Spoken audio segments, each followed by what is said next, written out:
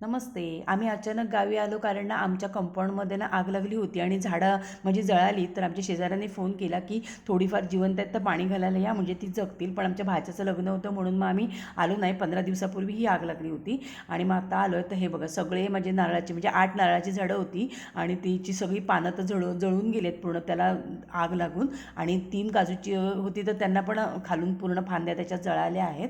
आणि हे ना असं 3 वर्ष सतत होतं आहे. म्हणजे गेली 3 वर्ष अशीच आग लागून म्हणजे सगळी झाडं जळून गेली. तर हे गेट आहे ना, गेटच्या बाहेर कोणीतरी आग लावली होती आणि मग ती सरकत सरकत आत आली. आणि अशा प्रकारे ना मी 19 सालामध्ये 32 झाडं लावली होती. पण त्याच्यातले आता 8 नारळ आणि 3 काजू शिल्लक होते. तर त्यातलं किती जगत आहे आणि किती राहत आहेत तेच काही कळत नाही आहे.